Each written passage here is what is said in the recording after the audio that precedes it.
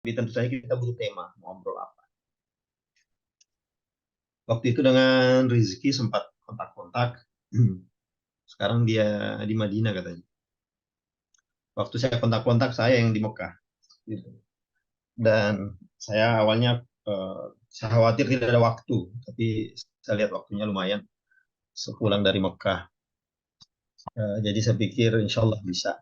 Dan waktu itu dikasih tema beberapa, dan ya, saya pikir tema ini bisa menjadi awal diskusi pada hari ini. Al-Quran sebagai kitab suci, ya, atau disucikan. Coba pindah ke slide selanjutnya.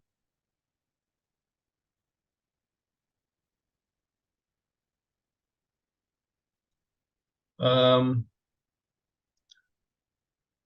yang ingin saya bicarakan ya di kesempatan ini, dan kita nanti kaitkan dengan yang lain, dengan tema-tema lain, yaitu em, tentang kesucian Al-Quran. Al-Quran sebagai kitab suci. Em, pada dasarnya, ya, pada dasarnya, ya, kitab suci adalah apa namanya, hampir semua agama memiliki, tapi kita harus tahu bahwa ada juga agama yang tidak memiliki kitab suci. Tapi hampir semua agama memiliki kitab suci. Tetapi kitab suci sebuah agama itu hanya dianggap suci, loh. Hanya dianggap suci oleh penganutnya. Bagi yang bukan penganut ya tidak menganggap. Misalnya kitab suci agama apa?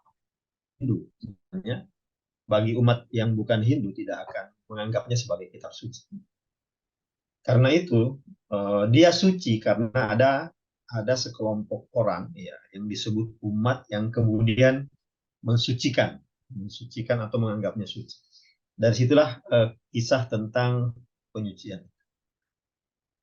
Nah, tentang Al-Quran ini, kata kunci Al-Quran sebagai kitab suci, menurut saya, kita bisa diskusikan nanti bahwa menjadi kata kunci eh, cerita, ya, kisah atau perdebatan-perdebatan di dalam apa yang kita sebut ulumul Quran, baik ulumul Quran yang klasik maupun perkembangan ulumul Quran hingga di masa eh, sekarang ini, ya, di masa era modern atau era kontemporer. Kenapa saya katakan demikian? Jadi ada dua perdebatan, jadi dalam apa namanya, minimal ya, atau paling besar perdebatan di dalam orang menafsirkan Al-Quran adalah ada orang yang dianggap berhak menafsirkan dan ada yang tidak berhak menafsirkan. Eh, Maksudnya adalah ketika orang dianggap tidak berhak menafsirkan, maka orang itu dicurigai atau dikhawatirkan bisa mengganggu kesucian Al-Quran. Jadi pada dasarnya itu. Ketika misalnya Ustadz Fasha oleh Ustadz Imam dianggap tidak layak menafsirkan Al-Quran, maka tidak layaknya itu konteksnya adalah kesucian Al-Quran. Jadi tidak layak karena khawatir mengganggu kesucian Al-Quran. Karena ditafsirkan oleh orang yang dianggap tidak kompeten. Karena itu sering terjadi misalnya di dalam Al-Quran ada syarat-syarat tertentu bagi orang yang tidak menafsirkan Al-Quran dan seterusnya. Tapi menurut saya kata kuncinya pada konsep tentang Al-Quran sebagai kitab suci. Nah, karena itu mungkin ada pendapat yang mengatakan bahwa hanya Nabi yang berhak menafsirkan Al-Quran lewat hadis. Jadi orang-orang yang lain jangan coba-coba, ya, jangan coba-coba menafsirkan. Karena itu ada yang mungkin teman-teman yang berkecimpung di dalam apa namanya studi Al-Quran, ada istilah mamfassar Al-Quran bira'yihi falyatabawwa maq'adahu minan. Siapapun yang mencoba menafsirkan Al-Quran pakai pendapatnya sendiri atau rakyunya, ya entah apa arti rakyu di situ, mungkin pendapat sendiri, itu kemudian dianggap pasti akan masuk neraka. Ya terus bagaimana menafsir Al-Quran? Jangan pakai ra'yu. Tapi misalnya mengutip hadis. Artinya hanya hadis yang layak menafsirkan. Hanya Nabi Muhammad SAW yang layak menafsirkan.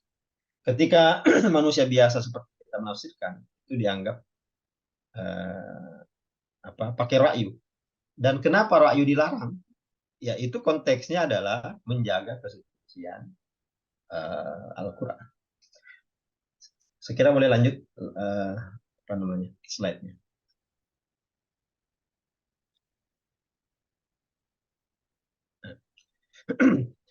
uh, uh, ada apa namanya ada tiga atau empat ya, ada empat kata yang berhubungan dalam hal ini. Ada nabi, ada kitab suci, ada umat, ya umat beragama, dan ada agama. Kalau kita lihat bagaimana kitab suci itu hadir, itu dimulai dari adanya nabi, adanya seorang, mungkin bukan nabi, mungkin waktu itu belum jadi nabi, atau mungkin sudah jadi nabi, uh, yang merasa di masyarakatnya itu ada yang nggak beres, ada yang nggak beres. Karena itulah seorang nabi atau calon nabi itu melakukan kontemplasi, melakukan permenungan, mungkin di sebuah tempat yang sepi atau jauh dari keramaian. Kemudian permenungan itu tentu saja disertai keimanan atau percaya ya, bahwa ada Tuhan atau mungkin Allah namanya yang diyakini bisa memberi solusi. Diyakini bisa memberi solusi terhadap problem yang ada. Nah, ketika kitab suci turun, kitab suci turun itu kemudian apa namanya apa yang diinginkan Nabi ini atau calon Nabi itu tercapai. Kenapa? Karena kitab suci itu menjadi solusi atau rujukan solusi bagi problem yang oleh Nabi ini dianggap ada.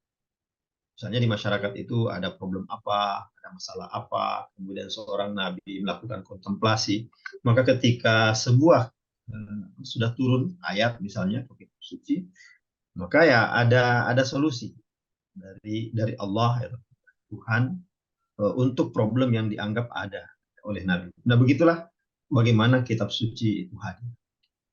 Ya, bisa pindah ke slide selanjutnya. Nah, kemudian setelah kitab suci itu turun,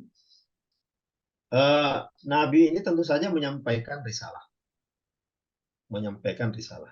Nah, risalahnya ini ya baik sedikit atau banyak itu kemudian mendapatkan pengikut. Nah, pengikut inilah kemudian yang disebut umat atau ummah. Komunitas orang-orang yang meyakini kenabian sang nabi yang menyampaikan apa risalahnya itu, dan juga meyakini visi yang hendak dicapai oleh sang nabi. Visinya seperti apa, umat itu percaya. Kemudian bagaimana mencapai visi itu ada di dalam kitab suci. Dan umat itu juga percaya. Umat itu juga percaya. Nah, kemungkinan umat yang pertama inilah yang kemudian meyakini ya, bahwa kitab yang diturunkan kepada sang nabi adalah kitab suci. Nah, kalau agama apa namanya ajaran itu mempunyai energi yang cukup kuat, maka dia akan bertahan cukup lama, bisa abadi. Tapi kalau energinya tidak cukup kuat, kemungkinan dia akan hilang ditelan oleh sejarah. Apakah ada agama, ya, apakah ada umat, atau apakah ada kitab suci, atau apakah ada nabi yang kemudian umatnya hilang? Ya bisa saja ada. Karena pengikutnya atau yang meyakini apa namanya kitab sucinya atau risalahnya itu kemudian habis karena sesuatu dan lain hal, ya, kemudian hilang. Tetapi ada juga yang bertahan. Nah, relasi antara nabi tadi yang kitab sucinya, nabi tentu saja bukan hanya sosoknya tapi sabdanya dan seterusnya. Eh, Kemudian dengan umatnya juga, jadi ada nabinya, ada kitab sucinya, kemudian umatnya itu kemudian melahirkan apa yang disebut dengan agama. Jadi agama itu sesungguhnya adalah institusi, ya, institusi untuk mengabadikan atau melanggengkan keyakinan kepada sang nabi dan kepada kitab suci. Ya. Agama itu adalah semacam tambahan, semacam tambahan.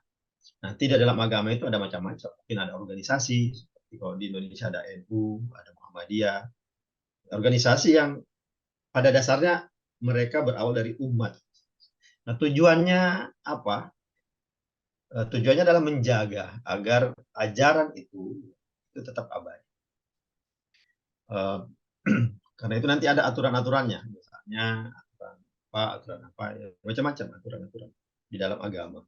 Nah, aturan di dalam agama itu pada dasarnya tapi untuk menjaga agama itu atau keyakinan terhadap nabi, keyakinan kepada kitab suci itu tetap. Nah, keyakinan kepada yang suci ini adalah inti dari agama, inti dari agama. Jadi setiap agama ya hampir pasti itu punya keyakinan kepada apa yang mereka anggap suci. Ya walaupun masing-masing agama punya pendapat berbeda tentang apa itu yang suci, tetapi pada dasarnya setiap agama pasti punya yang suci itu apa. Yang suci itu bisa dalam bentuk orang, tentu saja nabinya itu sendiri adalah orang yang suci. Kalau dalam Islam disebut maksum, ya, terjaga. Kemudian ajarannya itu suci, atau kemudian ada beberapa hal di dalam agama itu yang menurut ajaran agama tersebut suci. Nah, karena kita manusia itu hidup dalam ruang dan waktu, biasanya di setiap agama ada ruang tertentu yang suci dan ada waktu tertentu yang juga suci. Misalnya ruang tertentu yang suci ya misalnya kalau dalam Islam ada Haramain, ya, ada dua tanah suci yaitu Makkah dan Madinah, di mana Ustadz Prayoga lagi ada di sana.